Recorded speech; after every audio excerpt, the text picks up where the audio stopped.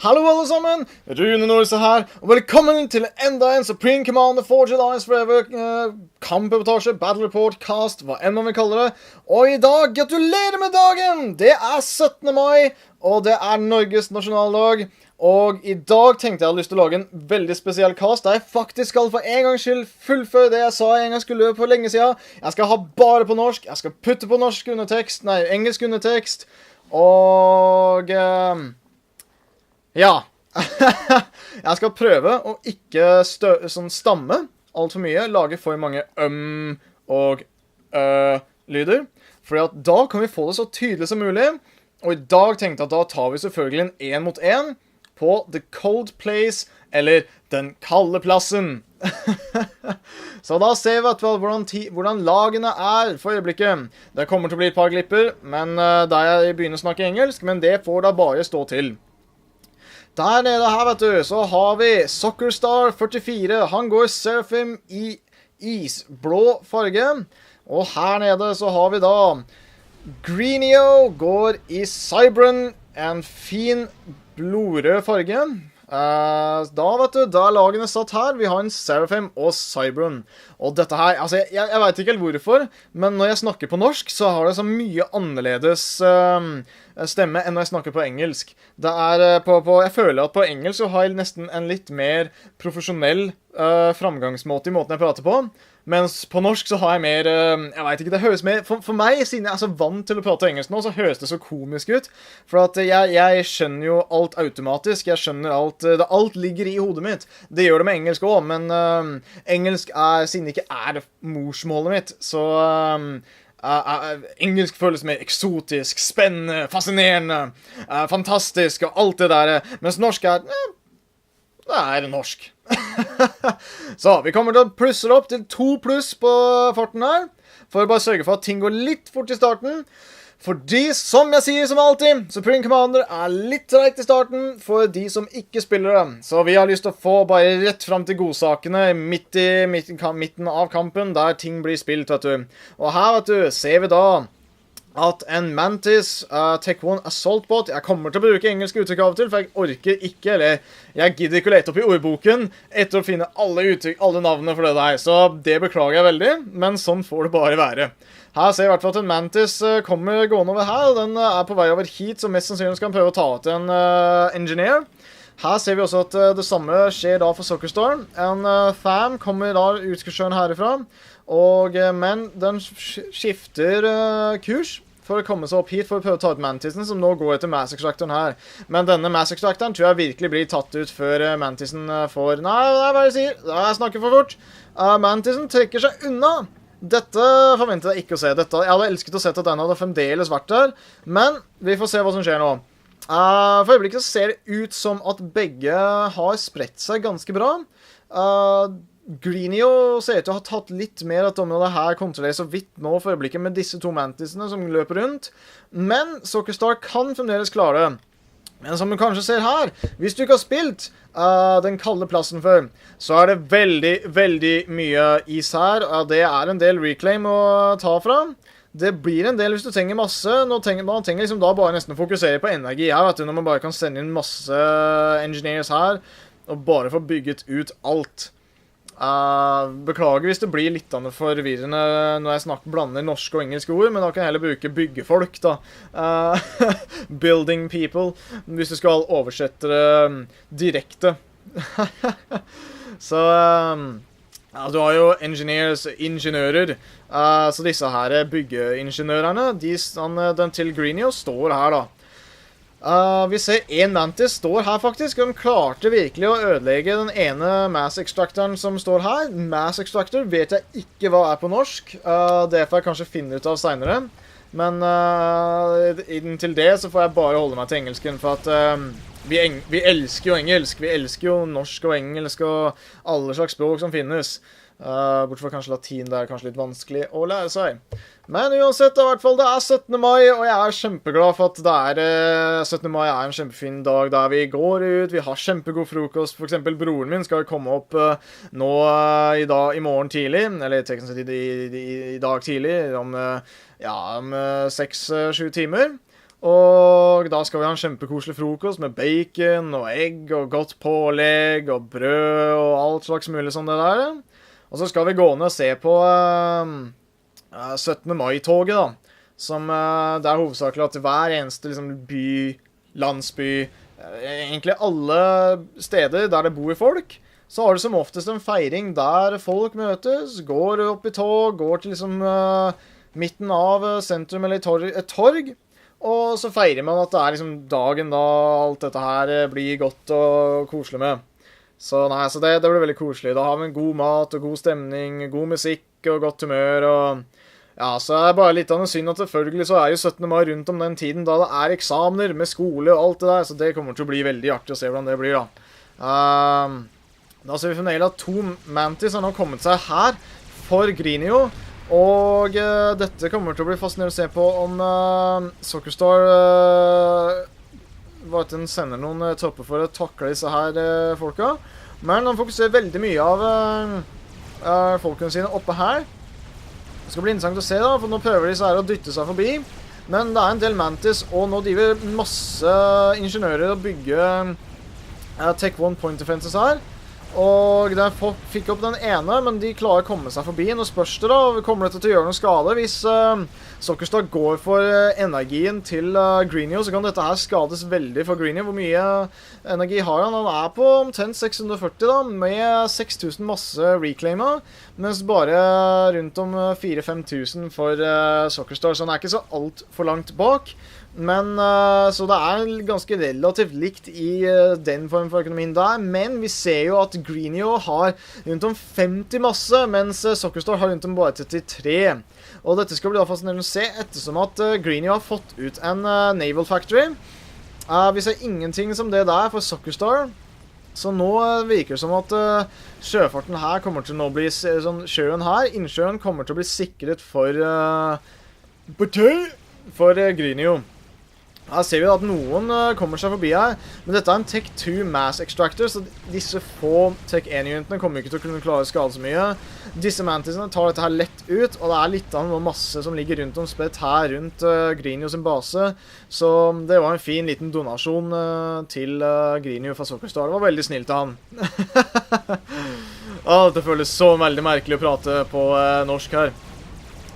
Nei, så da ser vi at Soccerstar kommer inn med flere fams, tar veldig mange hit and runs, men prøver å gå for landfabrikkene her, mens som vi ser nå, at det er veldig bra. Han går for mass extractorene. Han går inn for å ta disse punktene her, som gjør at da at økonomien forhåpentligvis blir av mindre.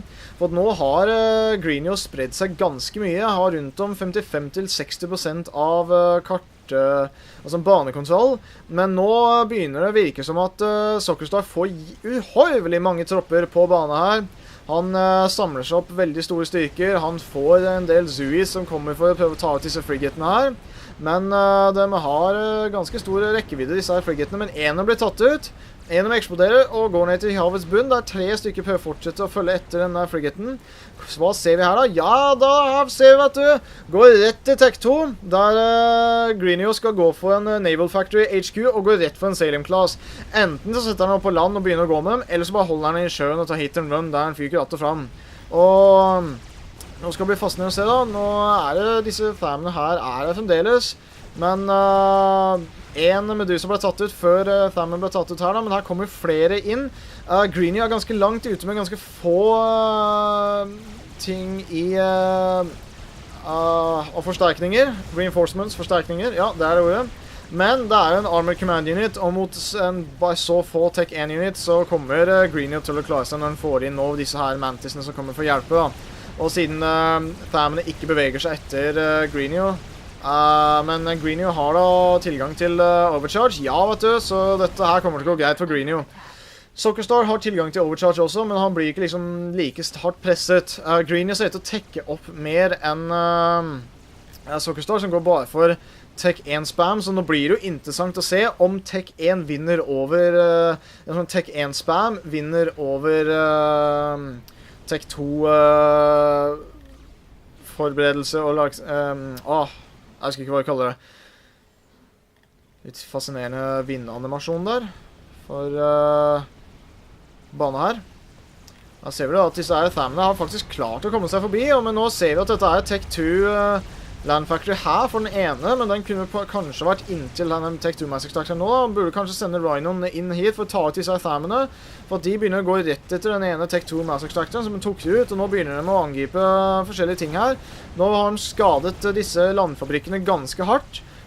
Vi ser at Greenio prøver å presse hardt forbi her, men nå er det veldig mye masse på Sockerstar sin side, så vi ser at en engineer her går rundt og reclaimer.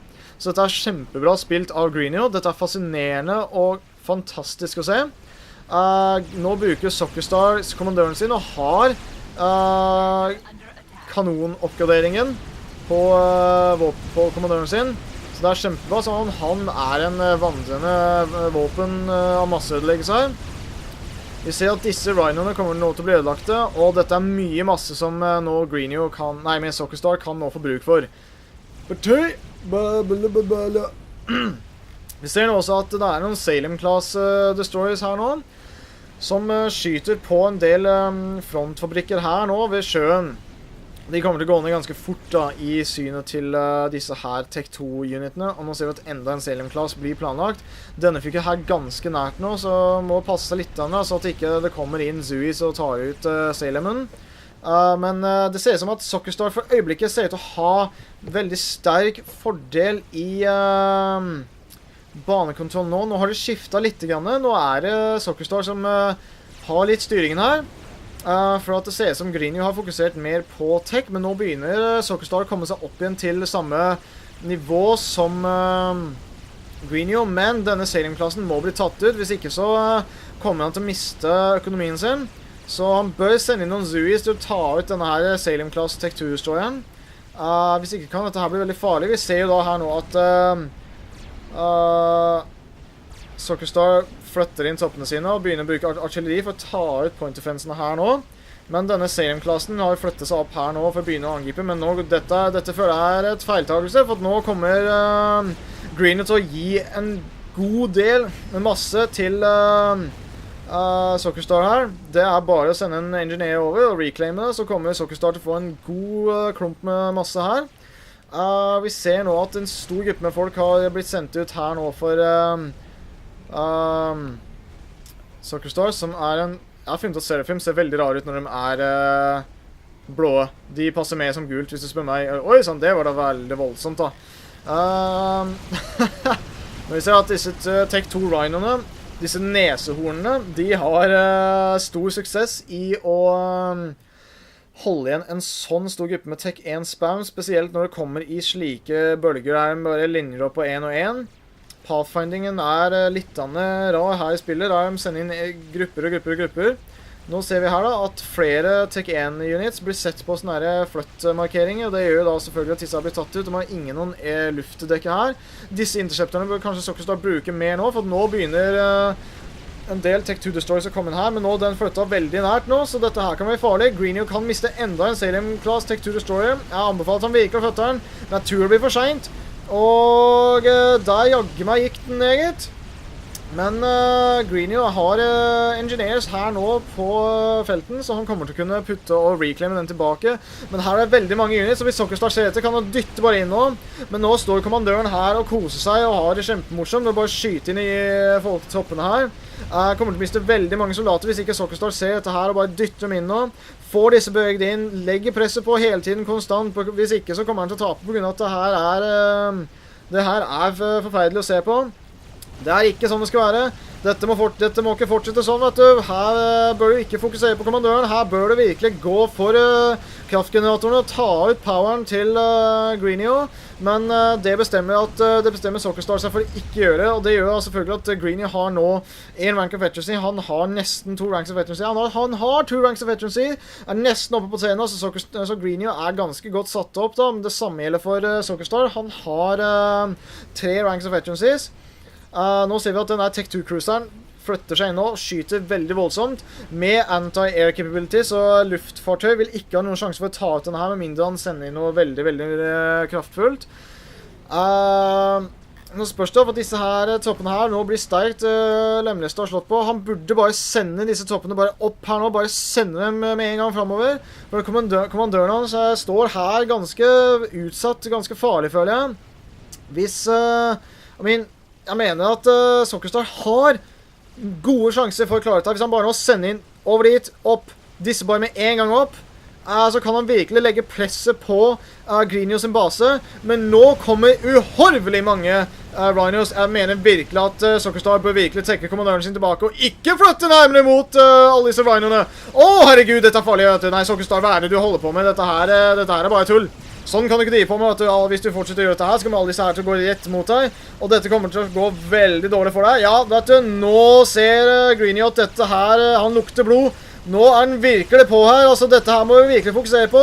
Nå er det virkelig stort stå her med alle disse Rhinoene som kommer inn. Jeg tror virkelig særlig ikke at Soccerstar kommer til å ha noe slags mulighet for å klare å ta alle disse Rhinoene ut. Det er så utrolig mange Rhinos. Herregud, han går ned til 3000, han går ned til 2000, han kaller ut en GG, han Greenio, og der, vet du, under 22 minutter og 26 sekunder, så taper Soccerstar til så mange Rhinos som bare svermet Greenio, mens alle disse blå toppene til Soccerstar kommer opp her, og jeg føler at dette her kunne egentlig ha gått i en annen rekkefølge, og at Soccerstar kunne faktisk virkelig ha klart det med så mye Tech 1-spam, men Greenio tar seieren, og det er en veldig verdig og vel høyst fortjent seier. Og jeg må si at dette har vært en veldig rikende opplevelse for meg å snakke på norsk og ha dette her på norsk. Og jeg takker så veldig for at dere så på nå. Jeg tenker at jeg avslutter videoen, så tusen takk for at dere alle sammen så på. Hvis dere likte videoen, trykk på den tommel opp-knappen, og så ses vi i neste video.